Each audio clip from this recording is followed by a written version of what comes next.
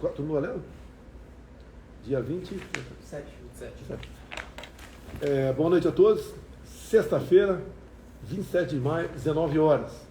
Primeiro, uma justificativa. Por que não foi ontem? Porque ontem nós fomos na região de Coronel Fabriciano, Minas Gerais, e depois tínhamos um evento na FIENG, Federação das Indústrias de Minas Gerais. E apertou, realmente um número de pessoas enorme nas cidades que nós passamos ali. Parei em alguns momentos, cumprimentei o povo, isso demora tempo. E é motivo de satisfação para mim, fico muito feliz de estar no meio do povo. Afinal de contas, eu tenho que dar satisfação ao povo. Né? E resolvi cancelar, então, peço desculpas, passamos para o dia de hoje. Então, o motivo foi a agenda apertada no dia de ontem. Então, quinta-feira, entregamos residencial Buritis, em Coronel Fabriciano, Minas Gerais, com, meu Deus do céu, falha minha aqui, com 740 unidades entregues. Ok? Vamos lá. No dia anterior, quarta-feira, nós sancionamos aqui um projeto de lei de autoria do senador Jorginho Melo, Santa Catarina, tornando o Pronamp definitivo, um programa permanente. Esse Pronamp, em 2020, socorreu um pouco mais de 500 mil pequenas e microempresas pelo Brasil, que são aquelas que exatamente mais empregam.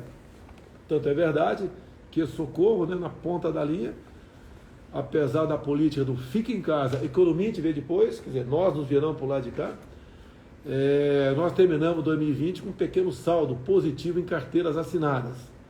Obviamente, o pessoal da informalidade, o do churrasquinho de gato, o do sorvete na arquibancada do jogo de futebol, de um biscoito na praia, água num sinal, esse pessoal foi para a lona, uma política que realmente não se viu o lado da sobrevivência desses mais humildes, que nós calculamos em 38 milhões de pessoas. Nós socorremos com o auxílio emergencial. Foram 5 meses de R$600. Por mês, a União se endividava aproximadamente 50 bilhões de reais. Mas foi por uma causa realmente de quase, vamos assim dizer, sobrevivência dessas pessoas. Porque em poucos dias iriam sair às ruas famintas, né? E com problemas mais variados possíveis, e não sabíamos o que poderia acontecer de caos social em nosso Brasil. Como, por exemplo, até mesmo invasão, saque a supermercados, questões que ninguém queria o que é que aconteça em nosso Brasil. Então, nesse novo programa, que tornou-se, então, permanente, né? Nós incluímos também outros microempreendedores individuais, como artesãos, manicures, borracheiros, doceiras, barbeiros, etc. Agora, algo extremamente importante, talvez o mais importante de hoje aqui, né? Já viram que eu não sou jornalista, né? Está cheio de coisa na minha frente aqui. Foi divulgado um ranking das mídias sociais mais influentes no mundo, que mais interagem. É a nossa, né? Tá, Jair Bolsonaro em primeiro lugar, depois tem até o primeiro-ministro da Índia, Narendra Modi, um país com quase 1,5 bilhão de habitantes. Zelensky, que está em alta, obviamente, o que ele escreve, porque está havendo uma guerra em seu país, entre tantas outras personalidades aqui. Agora, por que em primeiro lugar? Né? No meu entender, porque, primeiro, deixar bem claro, não existe impulsionamento. Lembro lá atrás que me acusaram de impulsionar durante a campanha, mídias sociais. Não existe. Se existisse, as plataformas mostrariam. Né? Agora, vem da onde? Credibilidade da informação. É que a Jovem Pan faz aqui, em especial no programa Pingo nos Is. Tem credibilidade. O time do Augusto Nunes cada vez angaria mais simpatizantes para ouvi-los entre 18 e 19 horas. Outra coisa é uma constância. Pelo que me lembre, só uma quinta-feira nós perdemos a live porque estava voando. E agora, pela segunda vez, há um adiamento, né? Por questões aí que realmente fugiram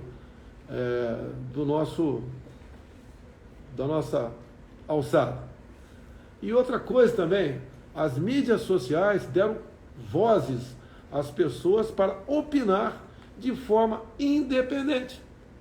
Então, hoje em dia, qualquer um que está nos ouvindo aqui pode tranquilamente emitir sua opinião, como emite em comentários das postagens que nós, outras pessoas, fazem. Então, isso é uma coisa maravilhosa, uma coisa fantástica. Já começa a preocupar, já há algum tempo está preocupando autoridades, que só por ser autoridades aqui em Brasília expunham as suas ideias, né? E aquela ideia passava a ser lei. E ponto final. Tá? Então, isso mudou. Essas pessoas realmente, ao se informar de forma mais clara, com alguns poucos órgãos de informações oficiais, né, como Jovem Pan, e também as mídias sociais, que passa a ser uma terra onde qualquer um pode expor as suas ideias, e deixar bem claro, quem começa a escrever besteira na sua página, essa pessoa perde seguidores, fica esquecido. Você vai lá nos comentários, uma matéria tem uma semana, tem lá 30 comentários, e na maioria das vezes críticas. Agora, uma coisa muito importante, aquele tal do PL das fake news. Eu não sei como falar tudo aqui, vou falar uma parte e deixar para concluir depois. Porque ministros do Supremo Tribunal Federal quiseram aprovar o projeto de fake news. A gente fica desconfiado, né?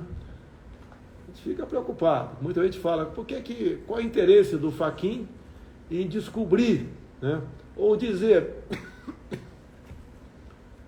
que o CEP, Código de Endereçamento Postal, da ação na Lava Jato, do Lula contra em Curitiba, tinha que ter São Paulo ou Distrito Federal. O problema foi esse. Em cima disso, o senhor Fachin foi o relator de uma proposta e ele deu o sinal verde e a turma dele do Supremo, né, por 3-2, aprovou aí a descondenação do Lula. Não foi a absolvição, a descondenação. Volta tudo para São Paulo ou Brasília. Parece que ficou aqui em Brasília. Nada além disso. Agora, um tremendo desgaste do senhor Fachin, sabe disso, né? O ministro Fachin, lá do Paraná, a gente sabe a vida pregressa dele, foi um militante de esquerda, advogado do MST, isso é verdade, não é fake news. Temos até vídeo dele falando isso aí, e ele botou o Lula para fora. Agora, botou para fora só para ver o livre? Porque ele, segundo o Supremo, ele é elegível. Então ele disputa as eleições. Então que a gente entende por lá de cá que ninguém vai botar o cara para fora com condenações grandes em 3 instâncias, simplesmente para ficar passeando por aí, né? Com a sua namorada, noiva e agora com a sua jovem esposa. Colocou para fora, no meu modesto entendimento, para ser presidente da República. E deixo claro, quem é atualmente o atual presidente do Tribunal Superior Eleitoral? É o senhor Edson Fachin. A conclusão fica para vocês entenderem qual é o terreno que estamos pisando, qual é o interesse em regulamentar as mídias tradicionais, né, bem como as mídias sociais. Então, esse PL das fake news, que não obteve urgência por apenas 9 votos, você tem que ter 257 votos, sim, né, dentro do Congresso, que é metade mais um, né, para que esse projeto entre na ordem do dia. Então, faltaram apenas 9 votos. Eu entrei em campo, fiz o que pude, não tenho ascendência no parlamento, mas todo mundo, até você, tem contato com o deputado, né, com o senador, etc. Eu fiz a minha parte e por 9 votos esse projeto não ganhou urgência e não foi a votação. Esse projeto, entre outras coisas, ele busca o fortalecimento economicamente da imprensa tradicional, além de ali garantir o monopólio da informação. Ou seja, tudo que você postar que tem uma origem em um jornal, no órgão de imprensa oficial, Globo, Folha, né, isso é positivo. O que você postar da tua cabeça ia passar a ser fake news. Se você descobrir uma coisa errada ou até mesmo certa, né, no teu município e fizesse uma matéria a esse respeito, essa matéria, a princípio, seria fake news. Vale se você copiasse a matéria de um órgão oficial, do Globo, de uma Folha, do Estadão, do Antagonista. Agora, detalhe, né? As Big Techs pagariam para esses órgãos de imprensa a sua postagem, que tem gente que monetiza a página e passa a ganhar um dinheiro em cima da visibilidade, né, dos cliques que ela tem. E você, então, dessa forma, estaria trabalhando para que parte daquilo que você iria ganhar, ou grande parte, não sei, tá, fosse para estes órgãos de imprensa que estão condenados ao fracasso. Porque mentem o tempo todo, tem posição, tem lado. A boa imprensa, como no meu tempo de garoto, né, lá atrás, ela dava a notícia fria e você ia decidir se merecia crítica ou não os personagens daquela matéria. Hoje não. Ele faz uma matéria, geralmente contra o presidente, já critica o presidente. Não tem notícia boa em grande parte da mídia oficial pelo Brasil. Então, tudo que você, porventura, viesse a divulgar em aprovando o projeto da fake news, tinha que ter uma origem. Caso contrário, você pode até divulgar, mas poderia ter problemas na justiça. Por exemplo, vacina. Mesmo sem aprovado o projeto de lei, passou a ser um tabu. Até eu, como presidente, ao ler matéria de jornais, quando aquela história da vacina e AIDS, que foi da revista Exame, tá? O nosso querido Alexandre de Moraes abriu o inquérito contra mim, fake news do Bolsonaro, quem toma vacina está propenso aí a contrair AIDS. Não é matéria minha, eu li da revista Exame e mesmo assim eu estou sendo processado pelo Alexandre de Moraes, o senhor ministro Alexandre de Moraes. Tudo bem. Então a conclusão disso tudo, desse pé de fake news, que teve parlamentares que votou equivocadamente a urgência do projeto. Conversei com vários. Por que você votou favorável a isso? Alguma explicação? Olha, uma deputada falou, olha, eu estou aprendendo a votar ainda de forma eletrônica, me equivoquei, errei, lamento. Outros deputados erraram porque foi rapidamente, não teve a devida assessoria para orientá-lo, né, como votar aquilo, acabou errando. Agora, a grande maioria teve realmente o interesse de atender um pedido de ministros, alguns do Supremo Tribunal Federal, que tinham interesse nessa matéria. E, por ocasião, antes da votação, alguns ligaram para mim e ainda falaram, olha, seria bom aprovar esse projeto, porque assim dá balizamento no que pode e o que não pode nas mídias sociais. Eu falei, balizamento?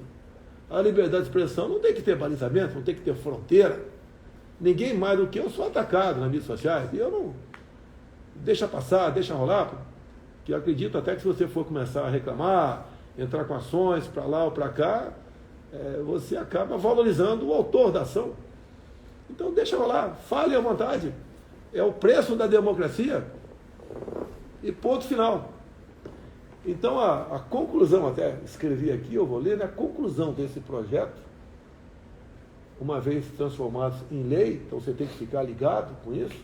Você tem eleições agora em outubro, você vai votar num candidato, você tem que ver como ele votou, ver se ele votou equivocadamente ou não esse projeto. Se for possível, conversa com ele. Ó, se o projeto voltar em pauta depois das eleições e você for reeleito, como você vai se comportar? E aqui que eu entendo. Até porque o outro lado, né, o lado aí o senhor Lula, ele tem falado constantemente em regular a imprensa, essa que está aí, né, a antiga imprensa, e também regular as mídias sociais. Qual a conclusão que eu tiro lendo esse projeto de forma mais acurada? Que a regulação da mídia e das redes sociais nos levará a uma prisão fora de uma cela. Você não vai poder falar nada, você vai ser um vegetal. Você não vai poder ficar teclando ali, opinando, falando, postando coisa, postando a fotografia, fazendo um comentário, etc. Você até pode, mas você pode ser surpreendido com um processo. Se tivermos há pouco tempo deputado federal preso, que falou, não me entender aquilo que não deveria falar, que foi agressivo, ninguém discute isso aí, mas é um direito dele falar, e se você achar que o deputado extrapolou, não vote nele de novo, tá? Mas se teve um deputado preso com 9 anos de cadeia, iniciando a sua prisão em regime fechado, imagine você. Então o objetivo é calar, te calar. O objetivo, grande objetivo, que existe no momento, já está em parte sendo usado, é tirar a tua voz por ocasião das eleições. Porque os grupos de checadores que são escolhidos pelo TSE é gente ligada ao PT, ao PCdoB, ao PSOL, a ONGs. Não se diz por lá de cá com quem vão se ligar. Até há poucos dias, o senhor ministro Fachin se reuniu com o núcleo jurídico do PT, tendo à frente o advogado do PT, o Zanini, né? O Zanini, para discutir, entre outras coisas, até a TV CBN, peguei um extrato no vídeo e bem demonstrou como calar, censurar deputados federais. Olha para onde está caminhando o nosso Brasil. E eu ouso dizer a você, você pensa que você vai entender. Se tivesse outro presidente no meu lugar, como ele teria se comportado? Se tivesse no meu lugar, aquele que perdeu no segundo turno para mim, em 2018, eu vou falar por que ele perdeu, tá? O porquê no primeiro turno o resultado a gente pode discutir, tá? Para vocês entenderem o que está em jogo no Brasil. E não é só no Brasil, é praticamente no mundo todo. Eu, quando estive com o Elon Musk, há 2 semanas, num encontro lá que o Fábio Faria intermediou, e deixa bem claro, por parte da mídia que criticou, o Musk dificilmente sai dos Estados Unidos. E dificilmente ele se reúne com líderes de países. Ele veio aqui por livre e espontânea vontade, conversou comigo, conversou com o Fábio Faria, com outras autoridades também, estava lá o ministro da Defesa, aí tantas outras pessoas ali do nosso governo, dada a importância dele, e eu o rotulei ali, né, de mito da liberdade. Agora, a liberdade não é apenas tocante a se expressar, é até liberdade física que está em jogo nesse projeto de lei, que foi sim trabalhado por 3 ministros do Supremo Tribunal Federal dentro do Parlamento brasileiro. Isso não é fake news. Assim como não é fake news, aquele inquérito da Polícia Federal de 2018, aberto em novembro, que começou a apurar, né, como é que hackers ficaram por 8 meses dentro dos computadores do TSE. Inclusive, segundo documentos do próprio TSE, com a senha de um ministro. O que querem com isso? Olha, se algo está errado no meu governo, pode vir para cima. E outra, a gente corre atrás para dar uma satisfação, para mostrar para vocês que ou nós estamos errados ou você está errado. E ponto final. Eu tenho aqui, faltando, né? Ó. Então, continuando, vamos deixar para a semana que vem para falar sobre isso aí. As nossas mídias sociais é que mais interagem no mundo por várias questões e o que está em jogo no PL das fake news. Tá? Vamos lá. Apanhei da imprensa esses dias também, para variar, né? Se um assessor, está lá no 3º ou 4º escalão, começa a estudar uma coisa qualquer, isso vaza para grande parte da mídia, passou a ser uma ódio do Bolsonaro. Olha, ele quer taxar compra por aplicativos como é que é esse shopping aqui? Shopee, ele fala Shopee aqui. Shopee, AliExpress, Shine. Se alguém estudou, se alguém está procurando taxar isso aí, é o direito dele. Agora, eu que assino uma possível medida provisória para taxar, e eu decidi, não vai ter taxação. É um governo que não aumenta impostos, que não cria impostos. Isso aqui tem que ir para a Receita Federal, fiscalizar. Se está entrando produtos aqui de $500 com nota de 20, cabe a Receita fiscalizar e ir para cima desse importador. E não taxar os mais humildes que compram, se eu não me engano, até quantos dólares? $50 ou $20? 50. Até $50 é livre taxação. Ah, vamos taxar? Não é assim. Então, mais uma narrativa, mais um fake news contra isso. Agora, isso não interessa para quem entrar lá nos fake news, não interessa. Né? Aqui, por exemplo, é que uma declaração do senhor ministro está na imprensa, né? Se for fake news, não é meu. Ministro Supremo afirma que o mundo jurídico se acovardou com falsa ideia de liberdade de expressão que não existe. Não vou nem discutir. Um ministro Supremo Tribunal Federal que jurou respeitar a Constituição, falar em falsa ideia de liberdade de expressão, liberdade você tem ou não tem. E quem extrapolar, existe legislação para isso. Injúria, calúnia, difamação. E a pena geralmente é pecuniária, não é perda de liberdade. Está aqui outra da revista Oeste, que é uma revista que eu não quero assinar embaixo de nada, né? Mas não vi matéria equivocada da revista Oeste. Tá? Morais sobre supostas milícias digitais. Os mais importantes, vamos pegar. Olha, sabe qual alvo sou eu? Eu queria que o senhor ministro Alexandre de Moraes, por favor, respeitosamente, pegasse uma matéria plantada no jornal, ou que circula na internet. Ah, essa matéria aqui, ó, tem a ver com o deputado, com o deputado ou o presidente Bolsonaro. Mostrasse. E não falasse apenas que temos um gabinete do ódio. O que produz o gabinete do ódio? Me apresente, senhor Alexandre de Moraes, uma matéria do gabinete do ódio. O que se faz o tempo todo? Se atira em cima do Carlos Bolsonaro, meu filho. Revira a vida dele de toda maneira. Bota ele de cabeça para baixo e chacoalha o tempo todo. Por quê? Porque ele é um dos coordenadores, o coordenador mais importante, né, das minhas mídias sociais. Ele que posta muita coisa. Do pessoal que quer falar, o Caluxo. Eu calo, sim. As matérias passam pelo meu crivo. Eu não posso ficar escrevendo quantas vezes no livro fazer. O assunto é esse. Tá? E as ideias são essas. E ele rascunha ali, voltou, aprovado, vai. Eu não tenho tempo de ficar, às vezes, 20 minutos, 30, para fazer uma matéria por Twitter, por Instagram, por Facebook, TikTok. Tá? Muitas vezes eu estou num evento, como hoje estive, eu sei que 15 minutos é bastante tempo. Mas hoje eu fiz um pronunciamento junto à igreja Assembleia de Deus, Madureira, aqui em Goiânia, que você tem que ouvir. Você tem, com todo respeito, humildemente eu digo, você tem que ouvir o que eu falei lá sobre essas questões todas. Talvez tenha dado 20 minutos. Tinham mais de 1.000 lá, talvez 2.000 pessoas, não sei. Estava enorme. São lideranças evangélicas de todo o Brasil. Quem comanda essa igreja é o pastor Manuel Ferreira, que eu conheço de muito tempo. Não é de um ano passado, retrasado. Desde lá, os anos 2000, talvez, aí um pouco antes, de encontro em aeroporto, né, de aeroportos, no tempo que atrasava o voo e sempre tinha uma rodinha lá para ficar conversando 2, 3, 4 horas.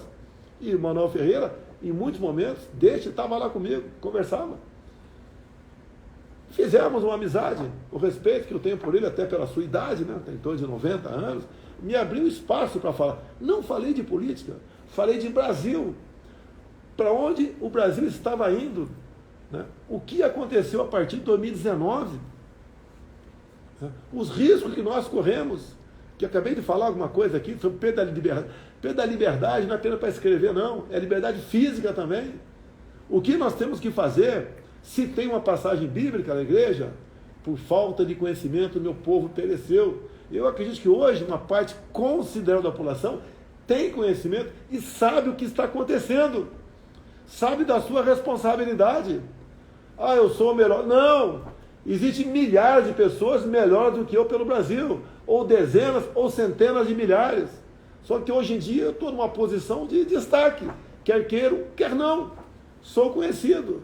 Eu tenho 3 anos e meio de mandato para você falar a meu respeito, onde eu errei, onde eu acertei, e não apenas onde apenas errou, como é a grande mídia, como é a Globo, a Folha, Estadão, o Antagonista.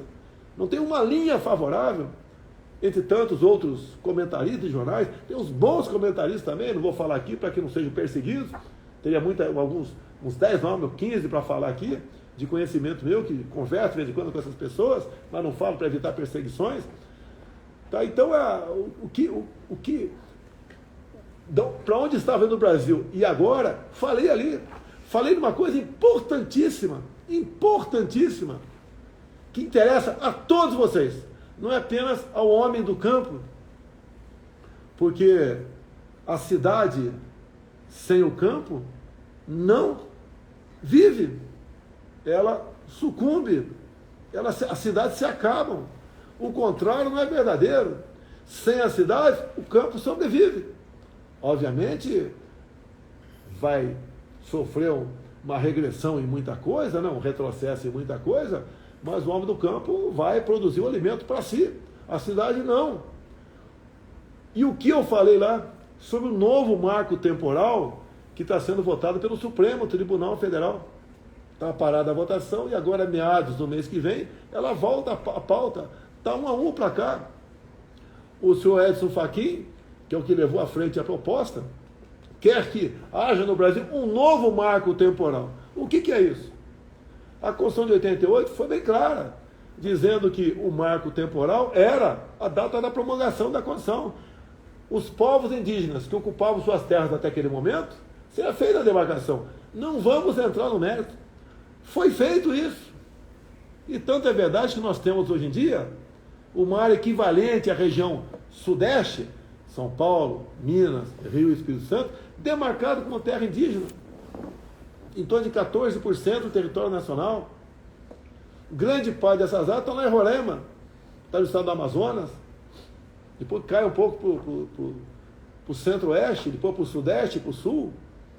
E esse novo marco temporal do senhor, que o senhor Fachin quer que seja aprovado, olha a responsabilidade. Olha a responsabilidade do senhor Edson Fachin. Caso eles aprovem no Supremo Tribunal Federal, nós devemos demarcar, porque existe mais de 100 pedidos de demarcação de terras indígenas, onde vai tomar uma área agora, tamanho da região sul, Rio Grande do Sul, Santa Catarina e São Paulo. Imagine essas áreas, sudeste e sul, pegam 7 estados, 2 grandes, como São Paulo e Minas Gerais, demarcando como terra indígena, praticamente toma mais ainda a região norte do Brasil, ali, incluído o estado do Amazonas, praticamente acaba com o estado de Roraima, entre Rondônia, né? E pela localização geográfica dessas novas futuras áreas, se o Supremo decidir que devemos ter um novo marco temporal, anula outras áreas equivalente a um outro estado de São Paulo. Ou seja, bota-se um ponto final na economia brasileira vindo do agronegócio. Mais ainda, não ameaça não, praticamente entra de sola na segurança alimentar do Brasil. O que pode acontecer uma vez o Supremo aprovando por 6-5, por 7-4, ou seja lá o que for, eu tenho que tomar uma decisão. Já está na minha cabeça. Quer saber qual é a decisão? Assista a minha posição hoje na Assembleia de Deus de Madureira, tá, que deve estar na minha página já pedi já para o Carlos ver isso daí. Tá? Para você saber o risco que você corre, para você entender o que certas pessoas que ganham um cargo por indicação política começam a fazer no Brasil, como se fossem imortais, Deus Supremo do Olimpo. Eu quero assim, eu não quero, e acabou. Para onde estaria indo o Brasil se estivesse no meu lugar o Haddad, que ficou em segundo lugar, que é favorável a essas propostas? Então, o conhecimento que a população tem que ter é por aí. Não estou fazendo política, essa cadeira aqui é de criptonita, né? Se bem que eu não sou super-homem, tá? Mas ela é problemas 24 horas por dia. Eu não tenho sábado, domingo, feriado e não estou reclamando. Tá? Entendo que eu estou aqui, que estou cumprindo uma missão de Deus, e ponto final.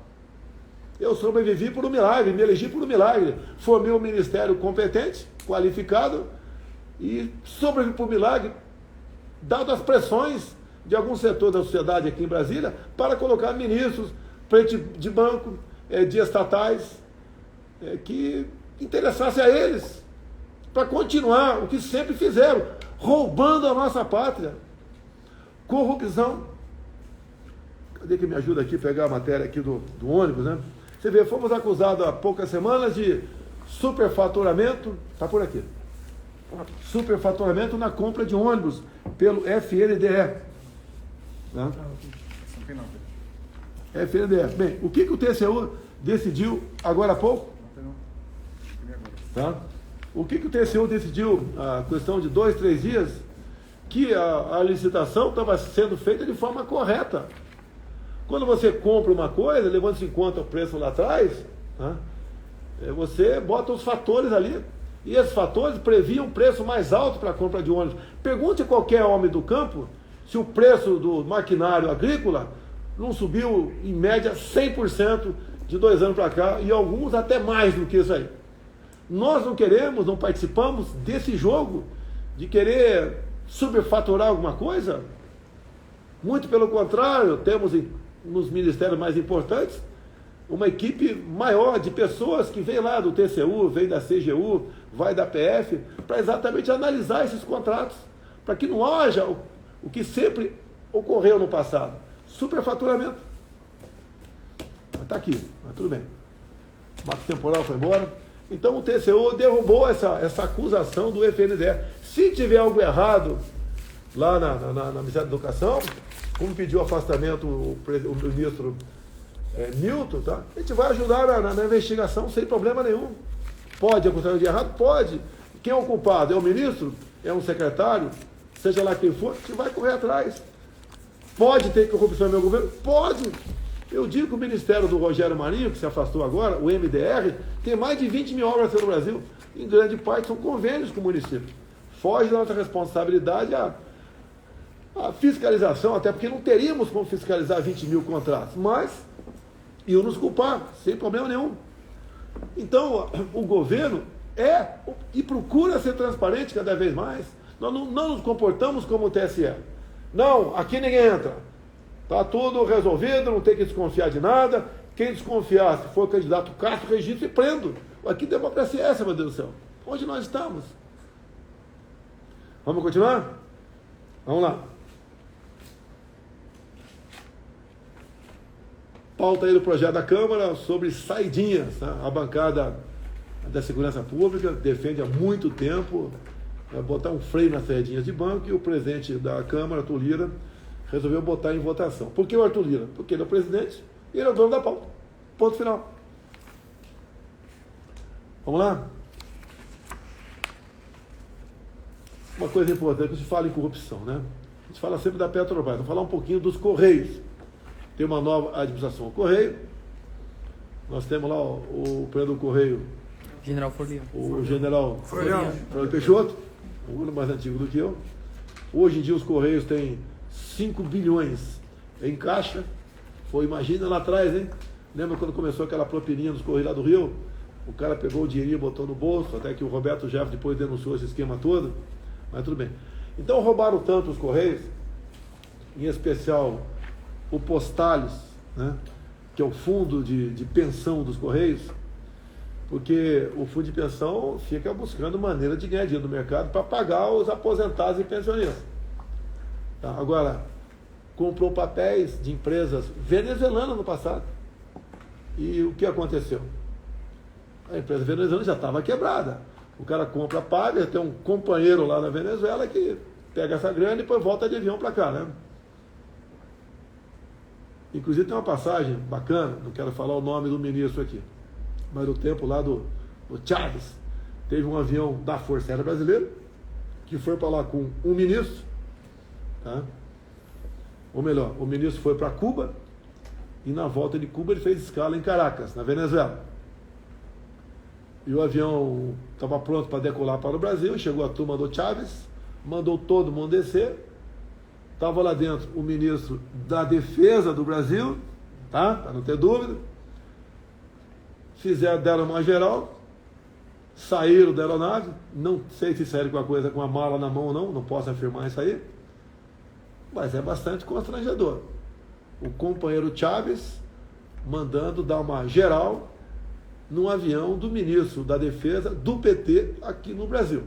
Tirem as suas conclusões. Então, voltando para os Correios aqui. Aqui eu estou com um contra-cheque, mandei botar negrito aqui o nome do servidor dos Correios, né? Mas tem aqui, ele é um carteiro antigo, bastante antigo, tá? E ele tem aqui um salário de 6.200 brutos. A maioria dos carteiros não ganham isso. Já bem claro que é um carteiro antigo, na lei antiga lá de trás. Tá certo? Então, de 6.200 brutos, ele tem um desconto extra de R$512. Contribuição extra Postales. Você sabe o que é isso?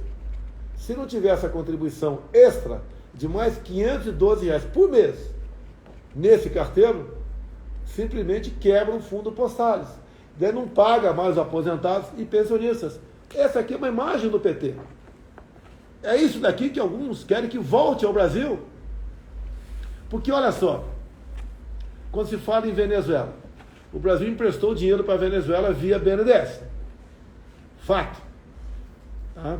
Uma das obras feitas em Caracas foi um metrô. Belo Horizonte não tem metrô.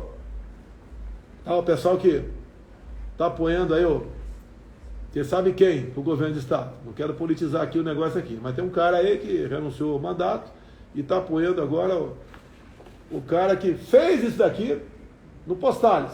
Só Postales. Estou falando de Petrobras, mas nada não. Fez no Postales. Querem que esse cara volte. O BNDES, então, emprestou dinheiro para a Venezuela e quem foi o avalista? Foi você. Foi o Tesouro Nacional. E o Tesouro, até o momento, como a Venezuela tem que pagar o empréstimo, pagar juros para o BNDES e não paga, alguém tem que pagar. Vai para cima do avalista. Quem é o avalista? O Brasil. Então, até o momento, 80% dessa dívida já foi paga pelo Brasil. Tá? Até a Venezuela pagou uma pequena parcela. Tá? E até o final do ano que vem, você, trabalhador, não é apenas o Correio não, tá? Você, de maneira geral, vai pagar mais algumas parcelas para o BNDES. E essas parcelas, né, vão totalizar, até o final do ano que vem, 1 bilhão e 60 milhões de dólares, mais ou menos 5 bilhões de reais. Ou seja, do empréstimo do BNDES para fazer metrô em Caracas, entre outras coisas, não foi para fazer metrô em Belo Horizonte, nós, além daquilo que entregamos para eles, o pessoal fez bom uso disso, com toda certeza, né? Uma parte pode estar voltada para a corrupção, porque lá não tem TCU, não tem CGU, tá? Se a polícia, não tem Polícia Federal, lá tem dinheiro no bolso, manda quem pode, obedece quem tem juízo. 5 bilhões de reais. 5 bilhões de reais é quase o orçamento do Tarcísio, né? Ou do Marcelo agora, que está na vaga do Tarcísio. E olha quanta coisa o Tarcísio fez pelo Brasil. Esse é mais um pequeno retrato do Brasil de pouco tempo atrás, do Brasil de Lula, de Dilma. São números, não dá para brigar com números. Então, pessoal dos Correios, eu não sei até quando vai isso daqui, né? Mais R$512, porque tem a contribuição básica previdenciária, R$400, e mais uma outra de R$54. Ele paga hoje mais do que o dobro que devia estar pagando. Vamos lá? E outra coisa, tem matéria da Veja aqui, eu vou te mostrar a imprensa, né? PT não vê erro em financiamentos para Cuba, Venezuela e África. O PT não vê erros. E há pouco tempo nós assistimos, eu vi o Lula falando que vai voltar a emprestar dinheiro para esses países, que não chama ditadura, né? Porque isso é investimento. Ok? Sempre é bom lembrar. Se Cuba não pagar o empréstimo, o Brasil, eu acredito que não tenha que... Acredito, não sei se eu estou equivocado aqui, não tenha que bancar juros e parcela da dívida, porque Cuba está no contrato que entrega charuto para nós. E se foi feito o contrato, é para ser cumprido. Então a turma lá que os herdeiros de Fidel Castro, né, o Chanel, que é o novo ditador, que a imprensa costuma dizer que é presidente, né, pode buscar charuto lá. Afinal de contas, não tem problema para embarcar charuto. O Porto de Maior foi feito com dinheiro nosso. Está aqui, ó, que eu tinha falado, né? TCU arquiva processo sobre suposto superfaturamento de ônibus escolar. Quer acusar? Acusa. Mas o estardalhaço que a imprensa fez... Tá? Uma notícia rápida aqui, não vou entrar em detalhes, né? New York Times admitiu que para quem tem menos de 25 anos, a Covid ofereceu risco menor de morte do que em acidente de trânsito. Tá? Isso é o New York Times que está falando isso daqui. Então, menos de 25 anos. Geralmente são os universitários, os alunos. Tá? Fechar escolas. Eu fui contra fechar a escola. Apanhei muito. Aí está preocupado com o lucro, não com a vida das criancinhas. Não tivemos, em 20 e 21, nenhum pedido para UTI infantil pelo Brasil para atender crianças vitimadas, né, acometidas de Covid. Agora, qual é o exemplo que eu dei? Que o Supremo Tribunal Federal, o que decidiu? São concorrentes. Eu, Estado e município. Falou? Sim, falou isso. Mas o mesmo Supremo Tribunal, na mesma ação que veio de uma DPF, diz que vale as medidas mais restritivas. Então, por exemplo, vamos supor que eu fale, né, olha, não vai fechar nada. O governador fala o seguinte, vou fechar só esse tipo de comércio. Vale o governador, eu não estou valendo mais nada. Não valeu nada, meu decreto para jogar no lixo. Ou o prefeito, na ponta da linha, falou, olha, eu quero fechar mais. Joga no lixo o decreto do governador e já tinha jogado no lixo o decreto do presidente. Aqui eu vou fazer papel do quê? Vou fazer papel do quê? Houve na Câmara, alguns poucos senadores, na Câmara e no Senado, alguns poucos senadores querendo me obrigar a decretar o lockdown nacional. Eu aguardei hoje, não chegou a ordem desses poucos senadores. Eu perdi a possibilidade de conduzir a questão da pandemia no Brasil. Aqui então a gente comprova, né? Está aqui. Lá em 2020, março de 2020, deixa bem claro. Bolsonaro critica fechamento de escolas e pede fim de confinamento em massa. Sim, eu falei isso. Fui massacrado pela mídia. E não só pela mídia, não. Muita gente contra mim. Depois, em 2020, em abril, no mês seguinte, contrariando recomendações da OMS, Bolsonaro volta a defender a reabertura de escolas. Está aqui o New York Times falando que o risco de alguém abaixo de 25 anos, é isso? Morrer de Covid, não sou eu que estou falando, tá? É menor do que morrer de acidente de trânsito. E aí vem maio, agora, desse ano, 22. O Brasil terá a geração mais pobre com fechamento de escolas na pandemia, diz a FMI. Olha, se você fica mais pobre, a tendência é você morrer mais cedo, chama-se IDH, se não me engano, DH, tá? Desenvolvimento humano, segundo DH. Tá? Tanto é que você vê certos países mais pobres, a expectativa de vida fica menor. Aí eu pergunto, lockdown, foi bom ou foi ruim? Você decide.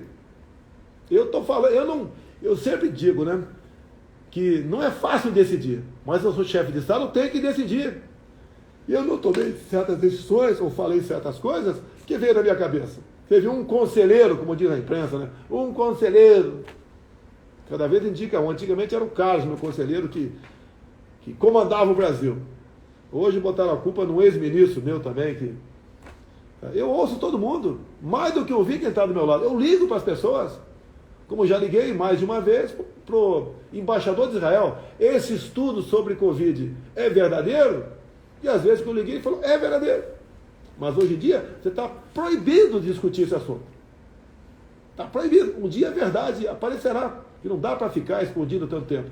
Se bem que existe sim, mais que uma campanha, um trabalho para bloquear de vez as mídias sociais. Transformar você um prisioneiro sem cela. Alguém desinformado. Querem que você seja um vegetal no mundo, não é apenas no Brasil.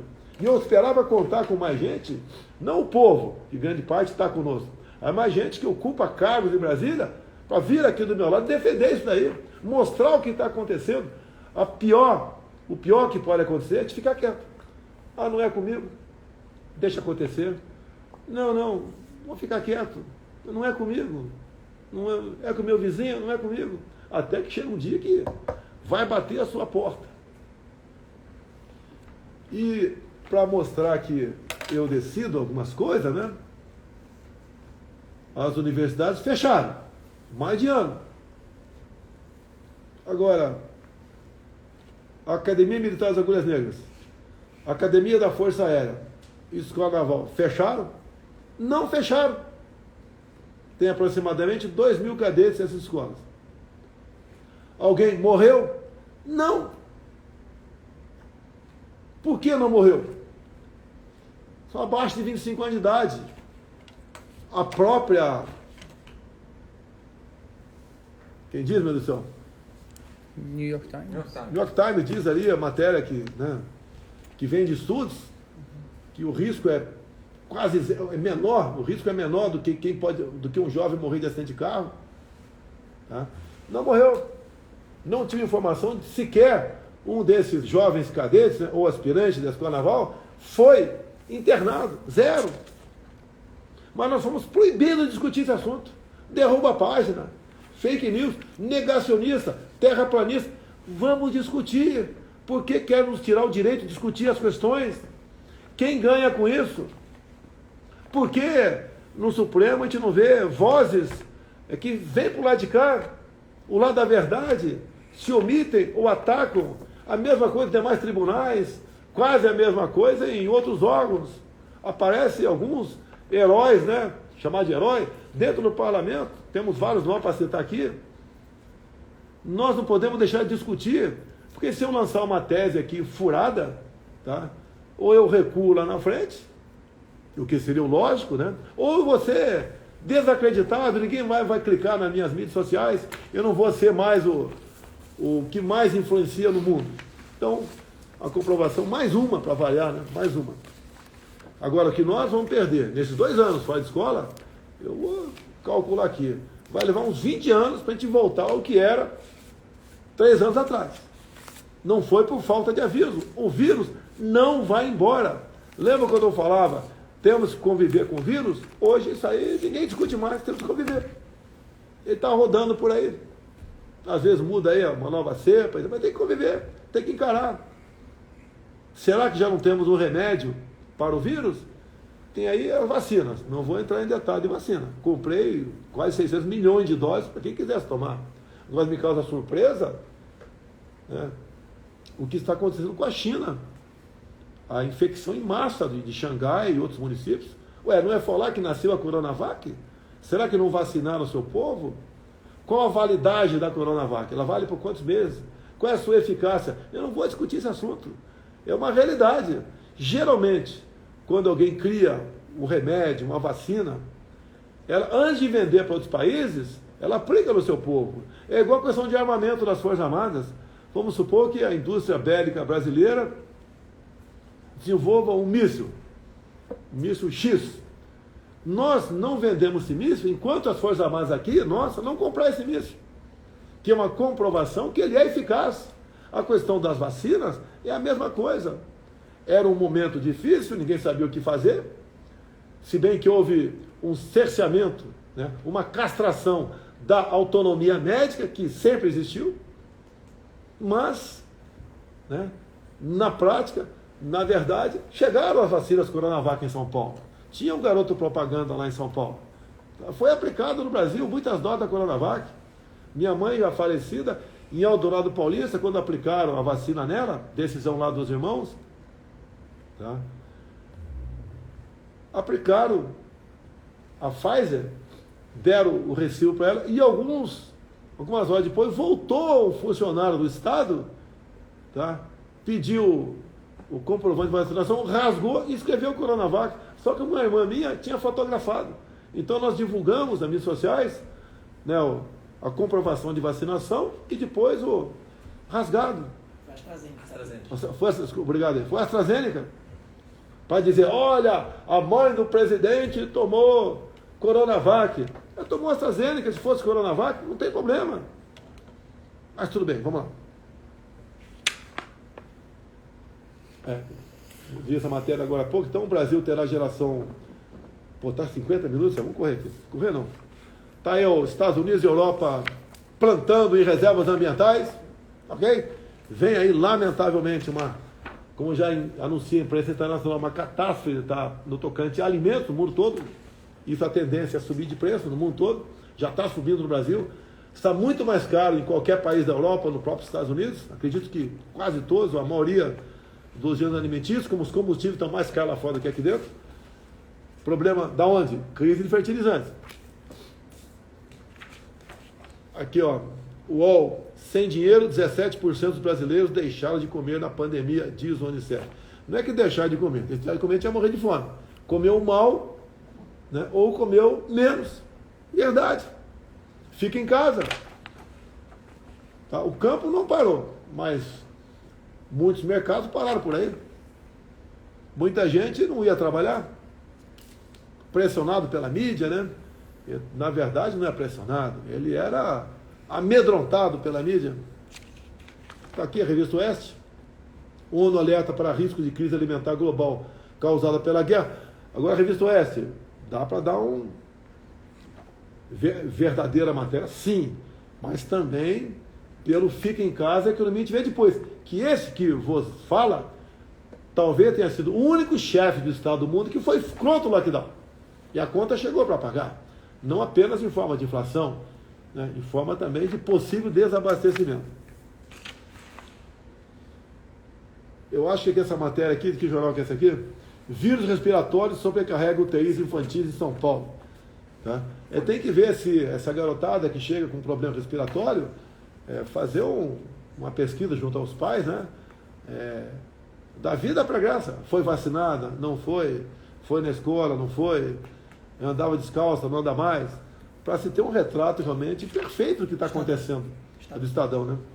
Outra matéria de hoje, Folha de São Paulo. Evangélicos repetem polarização e se divide entre Lula e Bolsonaro. Isso aqui não é fake news, é uma canalice.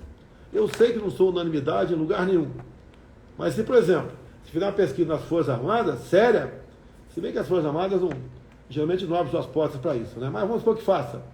Não vai dizer que os militares estão divididos, o que os policiais do Brasil estão divididos, ainda mais depois que o Lula falou que policial não é gente, e no tocante evangélico, tá? O lado de lá defende o aborto, o lado de cá é o contrário. O lado de lá falou que vai botar os militares, os pastores e padres nos seus devidos lugares.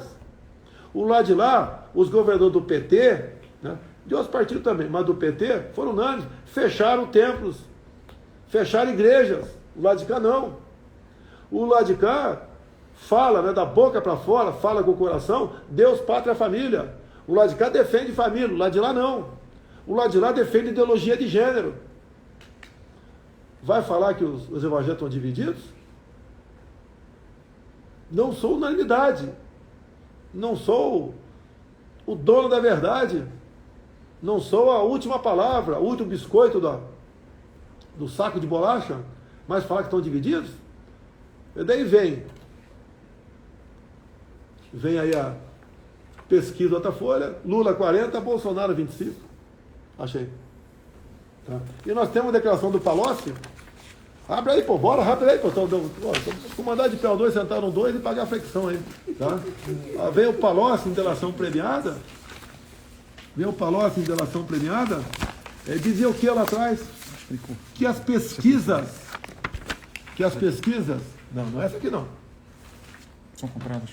Não é essa aqui não. É do Palocci aí, tem a foto do Palocci aí. Aqui, ó. Não tem. Propina era paga para ocultar pesquisas negativas contra o PT, diz Palocci. Então os caras compravam pesquisas, tá, para divulgar índices favoráveis ao PT. Quando chegava uma pesquisa contrária, a pesquisa era engavetada, jogada no lixo, triturada, incinerada. É assim. E não há diferença hoje do Datafolha. O que é o Datafolha? Será que o Datafolha está fazendo tabelinha com uma instituição por aí, que diz que lá tudo é inexpugnável? O que está acontecendo? Vamos ter eleições no corrente ano. E vamos ter eleições limpas. É o que o povo quer. Porque, afinal de contas, a alma da democracia é o voto. E eleições democráticas, elas evitam problemas sociais. Elas são de interesse nacional. É questão de soberania. É a garantia da nossa liberdade. Dizer que os evangélicos estão divididos, tem evangélico que não gosta de mim, é um direito dele. Gostaria de conversar com ele. Né? Por que você não gosta de mim? Quem sabe eu convenço do contrário, ou quem sabe ele me convença do que eu devo mudar. Então, propina para pesquisa, delação do Palocci. Acabou, né? Última notícia. Não. Time jurídico de Lula se reúne com Fachin e discute imunidade, autoridade e redes sociais. Já falei. Terminando aqui, quero parabenizar o Marcelo Magalhães, que eu chamo de Marcelo Negão, assim como tem o Hélio Negão na minha frente aqui. Tá? Mas não milagre, hein? O pessoal vai desconfiar de você, Hélio. Tivemos o Olimpíada Estudantis agora na França e o Brasil foi vice-campeão. A garotada do Brasil foi para lá e essa garotada, eles foram vice-campeões. 69 países. Eu não sei quais são os países, mas com toda certeza a Europa toda estava lá. O Brasil foi vice-campeão. O que o Marcelo Magalhães, o Marcelo Negão, fez no ano passado? Que é o secretário especial de esporte. Ele ressuscitou o JEBs, Jogos Estudantis Brasileiros, que estava há 17 anos sem tocar no assunto. Depois, acho, do primeiro, segundo ano de Lula, nunca mais teve.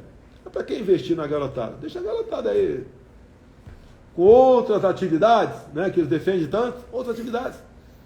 E não o esporte. Tivemos no JEB do ano passado, vi imagens de jovens chegando na sua aldeia indígena, no norte do Brasil, chegando nos seus municípios, carregados em carro do nosso corpo de bombeiro. E aconteceu agora de novo.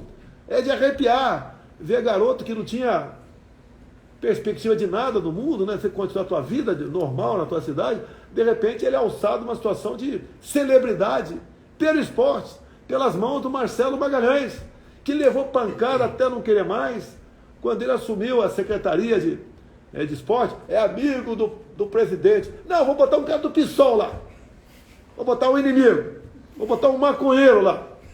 Da imprensa ia falar, tá isento. Fizemos a coisa certa. E o Marcelo Magalhães está sendo excepcional. Eu não tenho palavras para agradecer a ele, que faz não por mim, que faz pela garotada de 14, 15, 16, 17 anos do nosso Brasil. O Marcelo, para chegar aqui e ter um desfile para ele com essa garotada, vou propor para ele, que está ainda, não sei se já voltou ao Brasil, tá? A gente pode receber parte dessa garotada, fazer um evento aqui na Presidência da República, para que essa garotada receba a justa homenagem, tá? Para que sirva de exemplo para os demais. O garoto que tem que ser visto como herói na escola, né, é aquele que estuda, obviamente, e aquele que tem uma vida sadia através do esporte, que o Marcelo Magalhães proporciona através da Secretaria Especial de Esporte. Vou deixar para a semana que vem os novos, posso falar? Vamos lá, os novos livros, porque quando nós assumimos, tinha galpões de livros didáticos impressos e contratos. E agora, então, acabaram esses livros antigamente, chegando os nossos. Tá? Os livros aqui do MEC, para a garotada aí de pré-escolar, né? A garotada aí até de 4 anos de idade, até 8, 9, 10 anos.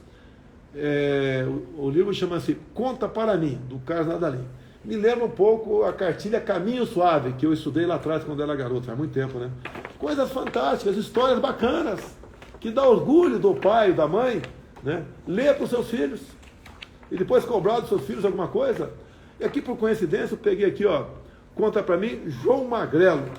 Pelo que eu vejo aqui, é uma história de uma princesa, de um rei. Há pouco tempo, meu Deus do céu, eu lembro de um livro do MEC, do senhor Haddad, onde o rei aprisionou a princesa.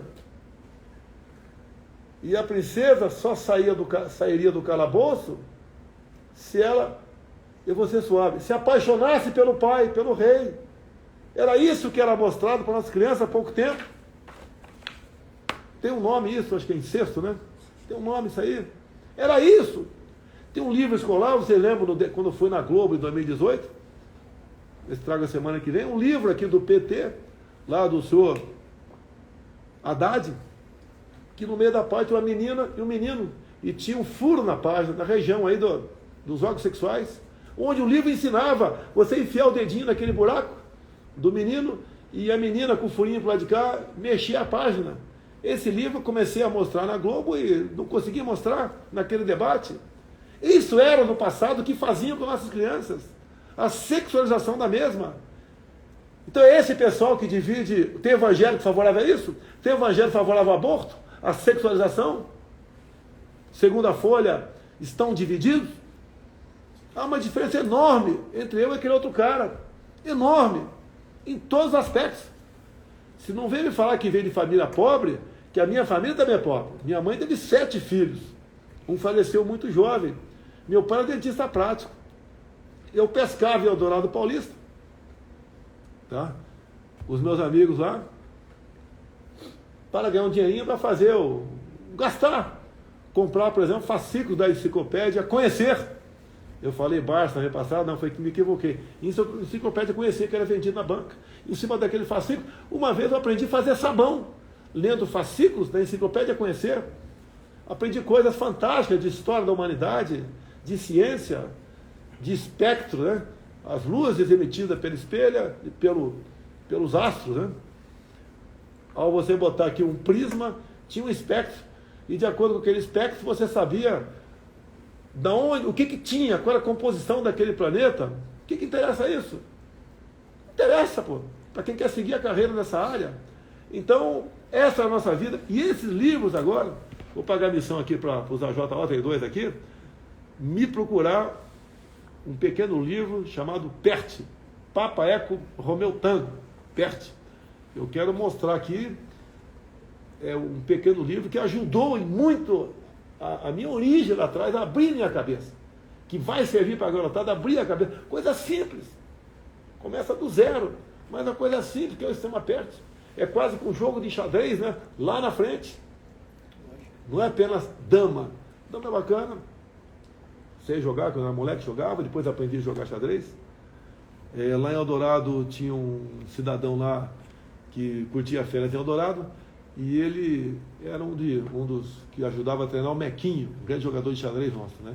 E ele, obviamente, há uma diferença enorme entre eu e ele tinha o prazer de me usar ali, né, como sparring, para treinar também xadrez. E eu gostava de jogar com ele, logicamente não ganhei nunca nenhuma partida dele, tá? Mas aprendi muita coisa.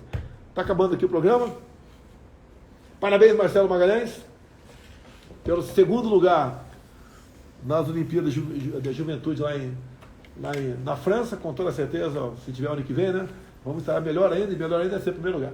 Obrigado a todos, muito obrigado pela atenção, pela oportunidade. Sai na frente aí. Um abraço da turma aí do Augusto Nunes. Facebook, YouTube, Instagram, TikTok nosso, 80 mil. Pig nos Jovem Pan News na ordem de 170 mil. O total está 200 e não sei quanto de mil. Nós acreditamos que por volta de pelo menos 300 mil pessoas nos assistam nessas lives. Certo? Muito obrigado, pessoal. Amanhã estarei em Manaus. Para aí, pô. Acaba aí, sentido. Não mexe, olha para frente. Amanhã estarei com a primeira-dama em Manaus, lá com os evangélicos, né? Tem uma marcha para Jesus, vamos participar dela, como participei no sábado passado em Curitiba. É momento de reflexão, de oração. A minha esposa é evangélica, eu sou católico, somos cristãos, e vamos participar desse evento em Manaus amanhã. Então, quem puder, marcha para Jesus amanhã de Manaus.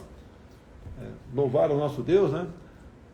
Realmente, eu acho que todos no Brasil agradecem. Um abraço a todos, até a semana que vem, se Deus quiser.